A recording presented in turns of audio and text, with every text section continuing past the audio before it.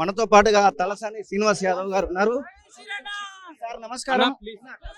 Sir నమస్తే. కేసీఆర్ గారు after long time అంటే పదవి కోల్పోయిన తర్వాత పెడుతున్నటువంటి మొదటి కార్యక్రమం కేఆర్ఎంబీ పైన ఇప్పటికీ ఒక నిర్ణయం తీసుకున్నాము, అయినప్పటికీ సభ పెడుతున్నారు, ఇది అనవసరం అని చెప్పేసి కాంగ్రెస్ పార్టీ చెప్తుంది. ఏం చెప్తారు? అట్లా కాదమ్మా, నిన్న చూసారు మీరు అసెంబ్లీలో, వాళ్ళు నిన్న అసెంబ్లీలో ప్రజెంటేషన్ ఎందుకు పెట్టారో వాళ్ళకే తెలియదు. ఫస్ట్ ఆఫ్ ఆల్ నీకు కృష్ణా రివర్ మేనేజ్మెంట్ బోర్డుకు సంబంధించి 10 ఏళ్ల నుంచి వాళ్ళు కేఆర్ఎంబీకి అప్పచెప్పమంటే మన గవర్నమెంట్ ఎప్పుడు కూడా చేయలేదు. రెండోది, రెగ్యులర్గా మనకు జరిగే నష్టాన్ని ఎప్పటికప్పుడు సెంట్రల్లో యూనియన్ జలశక్తి మంత్రి గారికి ఎప్పటికప్పుడు రాసినాయి.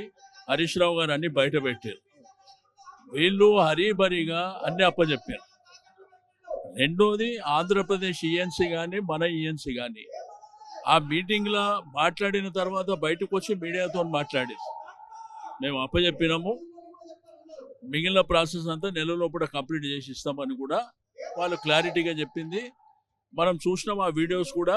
మీరేమో ఇట్లా చెప్తున్నారు, బట్టి విక్రమార్క ఏమంటున్నారు అంటే బీఆర్ఎస్ పార్టీకి తగ్గట్టుగా కొంతమంది కోవట్లు అధికారులు ఇప్పుడు పనిచేస్తున్నారు అంటున్నారు. అధికారులు కూడా మీ కోవట్లుగా పనిచేస్తున్నారా? ఇంకా మీరు పదవి మీ అధికారం కోల్పోయిన తర్వాత? నేనేమంటే జలశక్తి మినిస్టర్ గారి దగ్గర లేకపోతే సెంట్రల్ ఆఫీసర్స్ దగ్గర మీటింగ్ అయ్యేటప్పుడు 2 రాష్ట్రాలకు సంబంధించిన అధికారులే పోతారు కదా, వాళ్ళు స్టేట్ ఇంట్రెస్ట్ కోసం పోతారు కదా. అక్కడ పోయి ఓడిపోయిన ప్రభుత్వము ఓడిపోయిన నాయకులు చెప్తారా గవర్నమెంట్ రిప్రజెంటేటివ్ పోయేకన్నా? అంటే వీళ్ళు పొరపాటు చేసిండ్రు, పొరపాటు చేసిన వాళ్ళు పోయి అక్కడ చెప్పడం. రెండోది ఏంటంటే కొత్త గవర్నమెంట్ వచ్చింది, మేము తొందరపడ్డాం, మా పొరపాటు జరిగిందంటే అయిపోతుండే. అది పక్కన పెట్టేసి మేము తీర్మానం చేస్తున్నాం బలపరచుండంటే అయిపోతుండే. అట్లా కాకుండా మన మీద బురద జల్లే ప్రయత్నం చేసి నేనేమైంది పప్పుల కాలేసినట్టు క్లియర్గా పూసకొచ్చినట్టు హరీష్ రావు గారు మొత్తం ప్రజెంటేషన్ అంతా 10 సంవత్సరాల నుంచి జరిగినటువంటిది మొన్నటి వరకు జరిగినటువంటిది చెప్పారు. లాస్ట్కు మన ఇరిగేషన్ మినిస్టర్ ఉత్తమ్ కుమార్ గారు ఏం చెప్తారు, అసలు అది మినిట్సే కాదంటాడు. మరి ఇక ఏమనాలి? అది ఇది మినిట్స్ కాదంటారు, మీరు ఏదో పేపర్లు పట్టుకొచ్చారు అంటారు.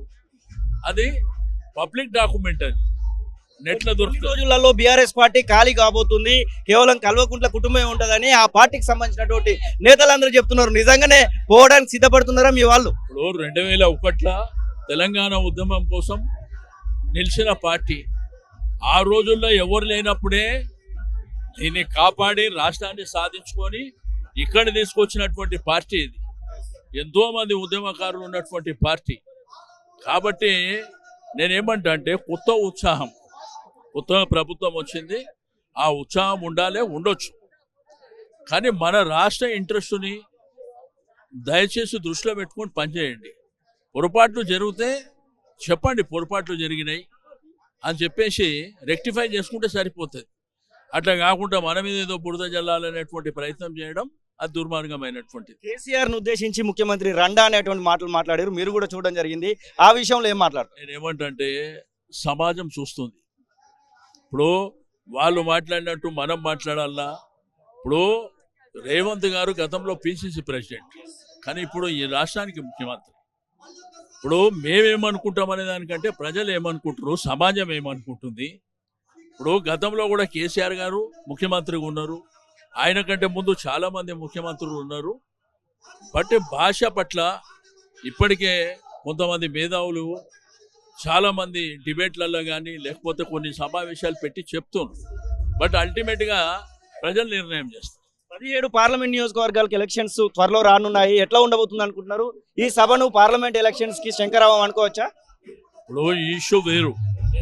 కృష్ణా జలాలలో మన హక్కులు సర్వనాశనం కాబోతున్నాయి అనే దాని మీద దాన్ని కాపాడే ప్రయత్నంలో భాగంగా జరిగే మీటింగ్ ఇది. కేసీఆర్ గారికి మా పార్టీకి ఎలక్షన్ల ధ్యాస ఉండదు. ఏదో ఒక మీటింగ్ పెట్టి పార్లమెంట్ ఎలక్షన్ల కోసం చేసేది కాదు. ఇది మన కండ్ల ముంగట జరుగుతున్నటువంటి నష్టాన్ని పూడించడానికి, రెండోది ప్రభుత్వం కళ్ళు తెరిపించేటువంటి ప్రయత్నంలో భాగంగానే జరుగుతున్నటువంటి మీటింగ్ తప్ప వేరేది కాదు.